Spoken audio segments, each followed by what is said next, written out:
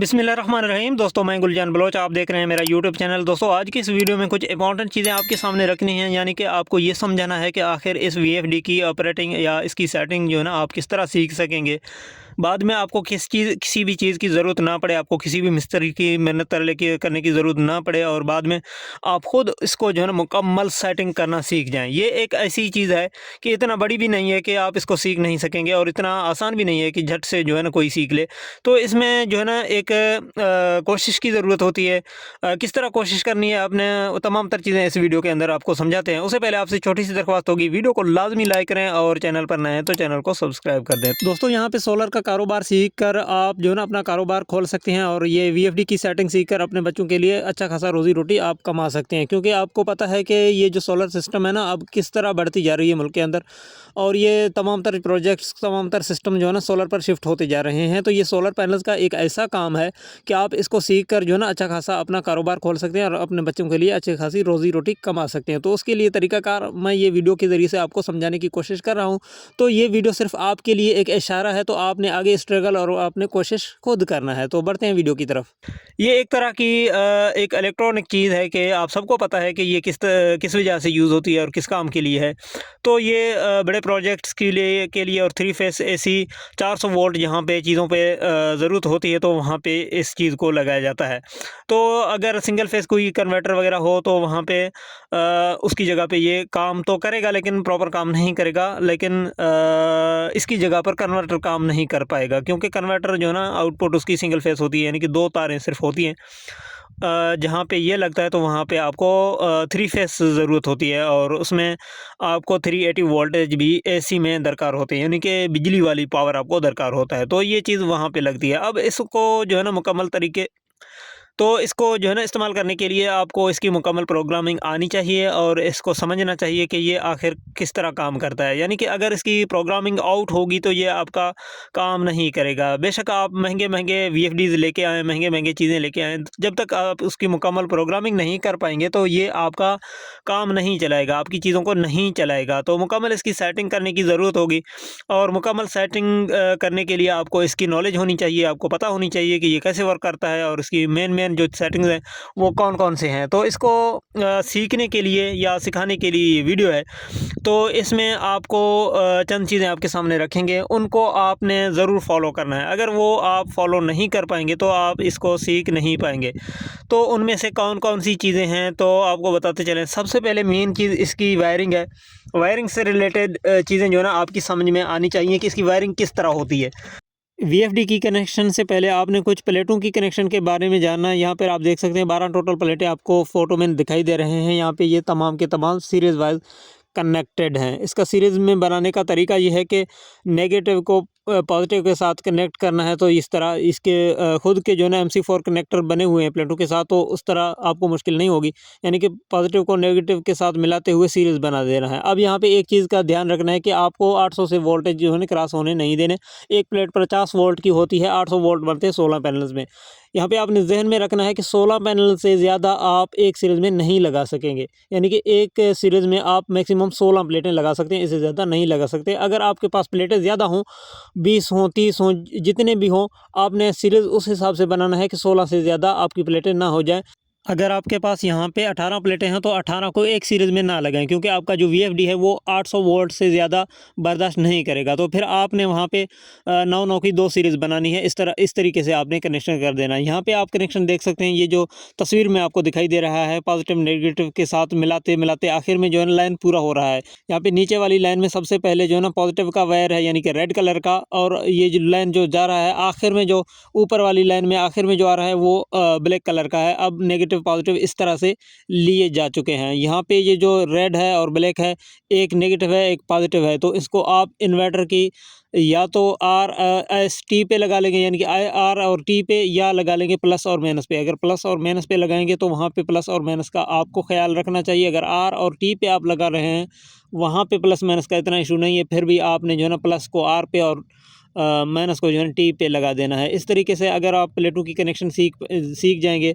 ये छोटी सी मैंने आपके सामने एक मिसाल रखी, यानी कि ये जो तस्वीर में आप देख रहे हैं, कनेक्शन इस तरह होता है कि नेगेटिव पॉजिटिव के साथ मिलता जा रहा है, कनेक्ट होता जा रहा है। आखिर में जो बचता है नेगेटिव, अगर पहले से आपने बचाई हुई है पॉजिटिव, तो अगर पहले से आपने छोड़ी हुई है नेगेटिव, तो आखिर में आपके पास पॉजिटिव यानी कि जो प्लस का तार है वो बच जाएगा। तो इस तरीके से प्लस माइनस आपके पास आ जाएंगे, उसको आप VFD को कनेक्ट करेंगे। अब जितने भी प्लेटें आपके साथ हैं तो उसको आप उस हिसाब से कनेक्शन करेंगे, यानी कि अगर 16 प्लेटें हैं तो 16 को एक ही सीरीज़ में कनेक्ट करेंगे ताकि आप आउटपुट बआसानी इसमें 380 वोल्ट ले सकें। अगर 18 हैं तो 9 की 2 सीरीज़ बनाएंगे, 20 हैं तो 10 की। इस तरह 16 से ज़्यादा सीरीज़ नहीं लगती, क्योंकि वोल्ट फिर ज़्यादा होने हैं। अगर गलती से भी 16 से ज़्यादा की सीरीज़ आप लगा बैठेंगे ना, तो वायरिंग में गड़बड़ी करके, तो फिर आपका VFD को ख़राब हो जाना है, जल जाना है। तो इस चीज़ का ज़रूर आपने ख्याल रखना है।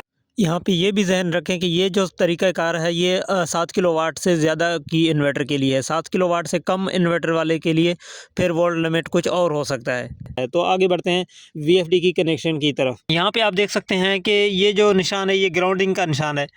यहाँ पे मैं क्लोज करके आपको दिखा दूँ, ये जो निशान है ये ग्राउंडिंग का निशान है, यानी कि आपने ज़मीन से अर्थ लेके यहाँ पे VFD को देना है बाज़ औक़ात। और यहाँ पे फिर प्लस का निशान है, ये DC बस वोल्टेज के लिए है, यानी कि DC वोल्टेज यहाँ पे प्लस लगेगा। और यहाँ पे आपको मिल रहा है PB, यानी कि यहाँ पे आपको वो रेजिस्टेंस, ये जो निशान बना हुआ है इस तरह की एक फ्यूज़ लगेगा यहाँ पे। और ये है माइनस की जगह, यहाँ पे आपकी DC माइनस लगेगा। और यहाँ पे है पावर लिखा हुआ है, और इसमें R और S और यहाँ पे T है। यहाँ पे आपकी वापडा 3 फेस लगेंगे, RST 3 फेस वापडा की जगह है। यहाँ पे आप सोलर भी लगा सकते हैं, जिस तरह यहाँ पे आप देख सकते हैं प्लस माइनस लगे हुए हैं। यहाँ पर प्लस माइनस का कोई इशू नहीं है, वापडा पे भी कोई इशू नहीं है। और यहाँ पे आपकी मोटर लिखा हुआ है नीचे UVW, यहाँ पे आपकी मोटर की यानी कि आउटपुट 400 या 380 वोल्टेज यहाँ से जाएंगे आउटपुट में। ये तीनों टर्मिनल्स हैं यहाँ पे, जो मोटर की तीनों तारें लगी हुई आपको दिखाई भी दे रहे हैं। यहाँ पे अगर कोई तार उल्टा सीधा लग गया कोई मसला नहीं है, लेकिन चक्कर उल्टे सीधे हो सकते हैं। फिर उसके बाद आपने यहाँ पे जो है ना तारों को चेंज करके चक्कर को सीधे करने हैं। और यहाँ पे आखिर में ये ग्राउंडिंग का निशान दिया गया है फिर से, तो ये आउटपुट ग्राउंडिंग के लिए होती है। यहाँ पे आउटपुट चीज़ों के लिए अगर अर्थ ज़रूरत होगी, यहाँ से आप ज़मीन से जो है ना, ग्राउंड से जो है ना अर्थ लेके, और यहाँ से आप आउटपुट चीज़ों को जो है ना अर्थ न्यूट्रल देंगे। तो ये चीज़ें हो गई इसकी वायरिंग से रिलेटेड। उम्मीद करता हूँ ये चीज़ें आपके समझ में आ गई होंगी। नॉर्मली यहाँ पे मैं आपको रिकमेंड कर दूँ कि आपके पास अगर सोलर प्रोजेक्ट आता है, आपको वायरिंग करनी हो, तो सोलर की तारें आप R और T पे लगा दें, जिस तरह यहाँ पे लगी हुई हैं। अगर आपको वापडा मिक्स करनी हो तो आप यहाँ पे वापडा और यहाँ से सोलर लगा सकते हैं। फिर यहाँ पे आपने एक चीज़ की ख्याल रखना है, यानी कि प्लस माइनस का आपने ख्याल रखना है। तो अगर यहाँ से लगाते हैं प्लस माइनस का कोई इशू नहीं होगा। अच्छा, यहाँ से आप लगाते हैं तो सेटिंग का भी कुछ इशूज़ आ जाएंगे। ज़ाहिर बात है, मैं यहाँ पे आपको बता दूं कि सेटिंग का मसला ये आएगा कि यहाँ पे अगर आप लगाते हैं तो इनपुट फेस फेलियर का प्रोटेक्शन ऑन होगा, तो पावर ऑफ का मसला आएगा। वो आप किस तरह सॉल्व करेंगे, जल्दी से यहाँ पे आपको समझाता हूँ। PB में जाकर पावर प्रोटेक्शन, इनपुट जो है ना फेस फेलियर का प्रोटेक्शन बंद करें। PB में एंटर, PB00 की सेटिंग में यहाँ पे आपने 0 सेट करना है ताकि ये प्रोटेक्शन बंद हो और आपका पावर ऑफ का मसला हल हो जाए। अच्छा, ये तो चीज़ हो गई ये।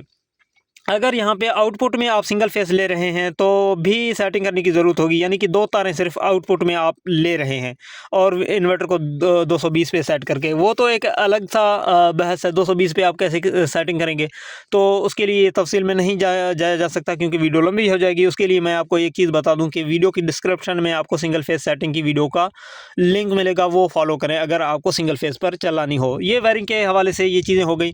बाकी यहाँ पे कॉमन S1 वगैरह यहाँ पे जो चीज़ें लगी हुई है ना, इसको मुख्तलिफ़ तरीक़ों से लोग इस्तेमाल करते हैं, यानी कि जो यहाँ पे रेगुलेटर लगाते हैं वॉल्यूम फ्रीक्वेंसी को कंट्रोल करने के लिए, वो भी यहाँ से लगते हैं, लेकिन वो भी एक अलग बहस है, तो उस पर भी नहीं पड़ते। और इसमें पुश बटन के लिए भी यहाँ से लोग तारे निकालते हैं, और ये इररिलेवेंट हो जाते हैं बाद में। ये कीपैड जो है ना, फिर उसके ज़रिए से ऑन ऑफ होता है इन्वर्टर आपका। तो ये चीज़ें हैं जी वायरिंग के हवाले से। कुछ चीज़ें मैंने आपके सामने समझाई हैं, उम्मीद करता हूँ ये चीज़ें आपकी समझ में आई होगी। अगर और अब बात करते हैं इसकी सेटिंग सेटिंग का आप इसकी सेटिंग किस तरह कर पाएंगे। जल्दी जल्दी मैं इस वजह से बात कर रहा हूँ ताकि वीडियो जो है ना शॉर्ट से शॉर्ट हो जाए, चीज़ें ज़्यादा आपको बतानी है, तो इस वजह से जल्दी जल्दी बात कर रहा हूँ। तो इसमें फिर सेटिंग का जो बात आती है, तो सेटिंग मुख्तलिफ़ तरीक़ों से आप इसका सीख सकेंगे। अब यहाँ पे इस वीडियो में मैं तो आपको नहीं सिखा सकता, यानी कि सीधी सी बात है, अगर यहाँ पे सिखाने की आपको कोशिश करूँ तो ये वीडियो 40, 50, 60 मिनट का हो जाएगा, शायद आपको भी सुनने में जो है ना मुश्किलात हो जाएँ। उसके लिए आपको कुछ असूल, आपको कुछ तरीके बताऊँगा, तो वो ज़्यादा आपके लिए आसान होंगे। तो वो ये हैं, सबसे पहले आप अगर इसकी सेटिंग में कहीं पे भी जाए ना, अब फ़र्ज़ करें यहाँ पे न्यू प्रोजेक्ट पर आपको इसको सेटिंग करना है, तो यूट्यूब एक ऐसा प्लेटफॉर्म है जिस पर मेरे भी वीडियोज़ हैं और भी दोस्तों के वीडियोज़ हैं, वीडियोज़ से भरा पड़ा है, सेटिंग से भरा पड़ा है। सिर्फ खुले दिमाग से, आपने ठंडे दिमाग से जो है ना वीडियोज़ को देखना है। आपने सर्च करना है न्यू वीएफडी इंस्टॉलेशन। इस तरीके से आप अगर सर्च करेंगे तो आपके सामने न्यू वीएफडीज़ की सेटिंग्स आ जाएंगी। मैंने भी कोशिश की है न्यू वीएफडीज़ की सेटिंग के मुतालिक वीडियोज़ रिकॉर्ड करके अपलोड किए हुए हैं, और भी दोस्तों ने अपलोड किए हुए हैं। अगर मेरे वीडियोज़ आपको देखने हों तो न्यू वीएफडी इंस्टॉलेशन, आगे मेरा नाम लिख दें गुलजान बुगटी, तो आपके सामने मेरे वीडियोज़ आ जाएंगे। अगर कोई और दोस्त का आप देखना चाहेंगे तो वहाँ पे आप खुद डिसाइड करेंगे कौन सी वीडियो आपने देखनी है। तो सबसे पहले आपको मैं यही बता रहा हूँ कि अगर न्यू इंस्टॉलेशन करने जा रहे हैं आप, बिल्कुल भी आप इस चीज़ से वाकिफ़ नहीं है, तो न्यू इंस्टॉलेशन के लिए आपने वीडियो सर्च करना है यूट्यूब के ऊपर। ये लाज़मी है क्योंकि यूट्यूब हमारी उस्ताद है, हम सब की। मैं भी यूट्यूब पर सीख कर जो है ना अभी इसकी वीडियोज़ रिकॉर्ड कर रहा हूँ। सीधी सी बात है, आपके सामने कोई भी चीज़ ढकी छुपी नहीं है। मैं आपको बता रहा हूँ कि मैंने यूट्यूब से चीज़ें सीखी हैं, बाद में मेरे अपने तजर्बात जो है ना बहुत ज़्यादा काम आए हैं। यानी कि यूट्यूब से हमें कुछ इशारे मिले हैं, उसके बाद हमने खुद तजर्बे किए हैं कि कौन सी सेटिंग सीखी की क्या हैसियत है। अच्छा, उसके बाद अब ये तो न्यू इंस्टॉलेशन के लिए आप न्यू वीएफडी सेटिंग या न्यू वीएफडी इंस्टॉलेशन वगैरह आप सर्च कर सकते हैं, उसमें आपको रहनुमाई मिल जाएगी।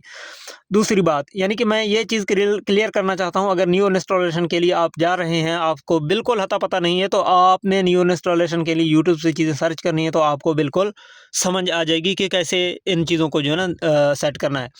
उसके बाद अब अगर कहीं पर कोई फॉल्ट आ रहा है, कहीं पर कोई ख़राबी हो रही है, नहीं चल रही, मोटर नहीं चल रही, चीज़ें जो है ना इधर-उधर हो रही हैं, तो जो भी आपके सामने फ़ॉल्ट होगा तो उसको लेकर आपने यूट्यूब पर सर्च करना है। मैं मिसाल दे सकता हूँ, मैं यहाँ पर फॉर एग्ज़ाम्पल एक चीज़ रख सकता हूँ, यहाँ पे इसको रन कर देता हूँ।